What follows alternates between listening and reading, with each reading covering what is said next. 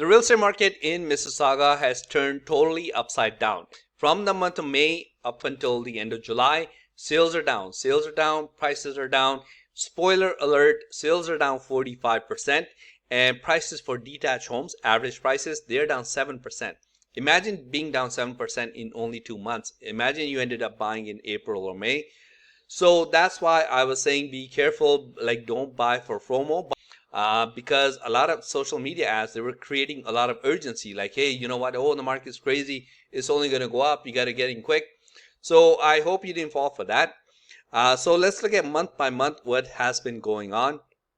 The peak of the market was May, as I showed you just now, 844 homes sold, and now in July only 465. So that is a drop of about 44-45%. And if you want to look at prices, these are average prices for detached homes. As I just showed you, in only 2 months they have dropped 7%. They were selling for about $1.63 million, and now they are selling for 1.53. That is a drop of over $100,000 in only 60 days for detached homes. Freehold townhouses not doing as badly, but same thing as before. The peak of the market was in the month of May. They were selling for $1.16 million, and now they're selling for 1.06 in the month of July. Condo townhouses, they actually had the same price. Yeah, same thing. In the month of May, that was the highest price of the year. They were selling for $873,000, and now they're selling for $806,000. That is a sizable drop as well. So pretty much everything is dropping except for condo buildings. Condo buildings always do okay compared to what is going on with detached homes.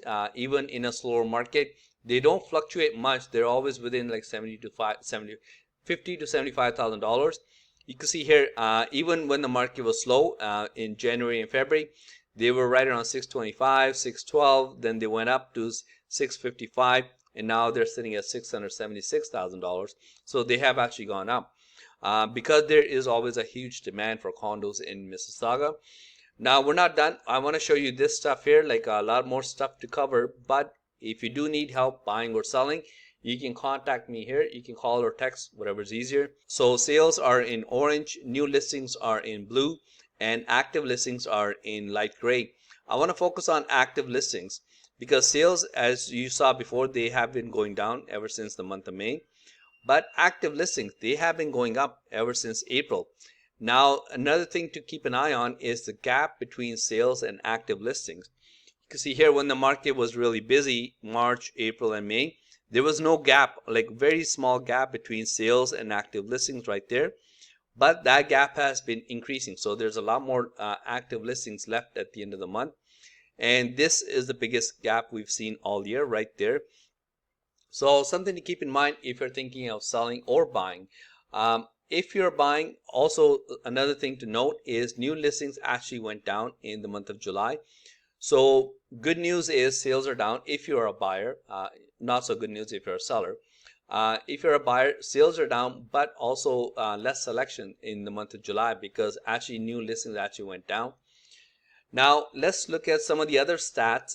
Because you're taking time watching this stuff, I want to add some value to your day because I don't want to just give you the same stuff. Oh, the market's great, everything's great, sign the deal, right? That does not add any value to your day. So I want to show you some stuff that you might not see somewhere else.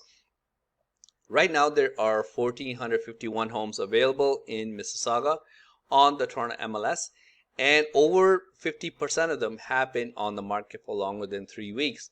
I show you this stuff because you will not see this because all you see in social media ads is the good stuff, right? The stuff that sells in 3 days with 55 offers and $400,000 over asking. But that's not the case. Not everything is selling above asking. Over 50% of the listings have been on the market for longer than 3 weeks in Mississauga. And out of the 1,451, 261 of them have had to drop their price because they were not getting the price they wanted. And in July, 527 of the listings were canceled for one reason or another. Maybe they came back on the market, or maybe the sellers just changed their mind. But 527 is a big number in July. So if you see these numbers going up in your city, not in all of Canada, not in all of Ontario, because that's a very macro picture. You want like micro. So if you see these numbers going up and you see sales coming down, months of inventory going up, that generally means prices are next. As you saw, prices have already started dropping. Now, if you say that, hey, you know what? I saw an ad on Facebook saying that market's great because they are selling their houses and they're selling their clients' houses in 5 days. So what are you talking about? What are you talking about? The market is slowing down. Yes, sales are still happening. I'm not saying the market is crashing, but it is nothing like what was happening in the month of May. There are still multiple offers going on. Yes, that is true. So sellers are still fine. Like there's no need to, worry too much. But even that is dropping. In the month of May, 5 out of 10 homes were selling above asking. We were sitting at 51%, but that has started to go down as well. So in June, it went to 47% above asking. And now in July, we're sitting at 35%. So if you want a 5-year comparison, I know this video is getting long, but I just trying to give you guys as much as information as I have access to. So hopefully it adds value. If it does, please like and subscribe. It does help the channel. Now let's do a 5-year comparison. So what I do is every single month, all this stuff is new. Every single month I do all this stuff big brand new because I'm trying to compare it to the exact same month for the last 5 years. So this is not this January or December of 2020, 2021. This is July to July only. July 2019 all the way to July 2023. So as you saw before, these are the prices for July of this year, and they are below what they were selling for in 2022 and 2021 for detached homes only. But if you look at freehold, they are actually up, and condos as well, they are up.